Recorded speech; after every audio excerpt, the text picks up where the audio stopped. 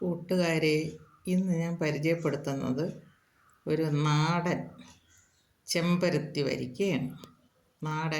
നാടനെന്ന് പറഞ്ഞാൽ ഈ കുരു ഇട്ട് മുളപ്പിച്ചതാണ് ഈ വരിക്ക.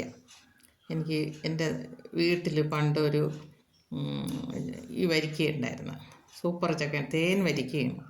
നിറച്ച് കായ്ക്കും, മൂട് മുതൽ മണ്ട വരെ കായ്ക്കുന്ന ഒരു തേൻ വരിക്കയാണ് ഈ ചക്ക.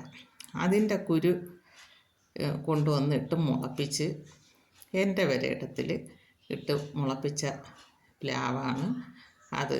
ഇപ്പം 3ാമത്തെ വർഷം കായ്ക്കുന്നതാണ് ഈ ചക്ക. അത് ഞാൻ എല്ലാവരെയും പരിചയപ്പെടുത്തി തരണതാണ് ഇതെങ്ങനെയാണെന്നുള്ളത്.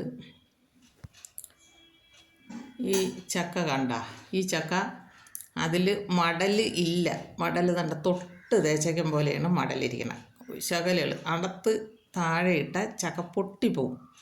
അത്ര കട്ടി കുറഞ്ഞ മടലാണ്. തൊട്ട് തേച്ചിട്ടിരിക്കണം. ചുള എണ്ണ പൂഞ്ചും ചെറുതാണ്.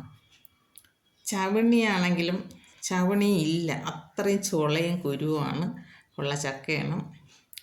പഴുത്ത് കഴിഞ്ഞാൽ തേനൊലിക്കും, അത്ര നല്ല ചക്കയാണ്. അറുത്ത് വെച്ചേക്കണുണ്ട് അതിൽ. അങ്ങനത്തെ ചക്കയാണ്.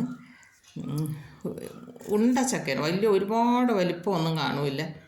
കൂടിയ ഒരു 7 കിലോ 8 കിലോ അത്രയൊക്കെ വരുള്ളൂ. നല്ല ചക്കയാണ്.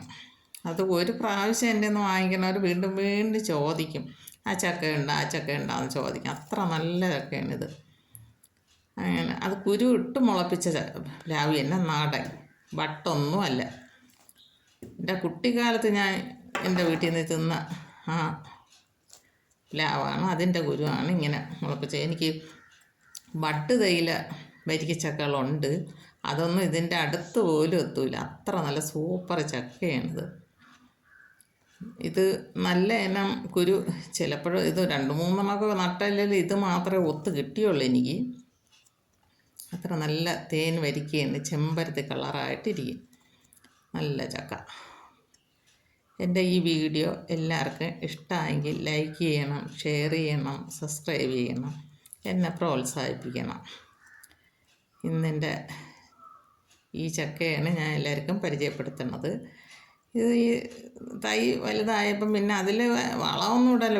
പുരയിടത്തിൽ വെട്ടയും കിളയ്ക്കുകയും ചെയ്തതല്ലാതെ അതിന് പ്രത്യേക വളമൊന്നും ഞാൻ കൊടുത്തിട്ടുമില്ല, ഒന്നുമില്ല. അത് തനിയെ തന്നെ ബാക്കിയുള്ള തെങ്ങിൻ്റെ മൂടും വാഴയ്ക്കും ഒക്കെ ഇടുന്ന വളം തന്നെ അതിലുള്ള, അല്ലാതെ പ്രത്യേകം ഒരു വളവും കൊടുത്തതല്ല. തനി നാടൻ ചക്കയാണ്. ഇതുപോലെയുള്ള പ്ലാവുകളുണ്ടെന്ന് മുറിച്ചൊന്നും കളയാതെ അവരോട് രക്ഷപ്പെടുത്തി എടുത്ത. ഇപ്പോൾ എല്ലാവരും വലിയ പണ്ടത്തെ പ്ലാവുകളെല്ലാം വെട്ടി മാറ്റും. അങ്ങനെ പഴയ പ്ലാവുകളെയൊക്കെ നമ്മൾ സംരക്ഷിച്ചെടുക്കണം. ഇത് നമ്മുടെ സ്വന്തം ആവശ്യങ്ങൾക്ക് ഉപയോഗിച്ചിട്ട് ബാക്കിയുള്ള നമുക്ക് കൊടുക്കാം. ഇതുപോലെയുള്ള വരിക്കപ്ലാവുകൾ നമ്മളെ ഫ്രൂട്ട്സിൽ ഏറ്റവും മായം ചേർന്ന ഫ്രൂട്ട്സ് വാങ്ങിച്ച് കഴിക്കുന്നതിനേക്കാളും ഇതുപോലെയുള്ളതെല്ലാം നമ്മളെ ആരോഗ്യത്തിന് നല്ലതാണ്. പണ്ടത്തെ ആളുകളുടെ ആരോഗ്യം ഈ ചക്കയൊക്കെയാണ്. അല്ലാതെ വേറെ വരവ് ഫ്രൂട്ട്സൊന്നും അവർ കഴിക്കുന്നതല്ല. അവരെ ആരോഗ്യം നോക്കണം. അതുപോലെയാണ് നമ്മളെ ആരോഗ്യം നിലനിർത്താനും നമ്മളെ തലമുറകളെ നിലനിർത്താനും ഇങ്ങനെയുള്ള പ്ലാവുകളൊന്നും പഴയ മൂടുകളൊന്നും വെട്ടി മാറ്റാതെ നട്ടുപിടിപ്പിച്ച് നിർത്തണം.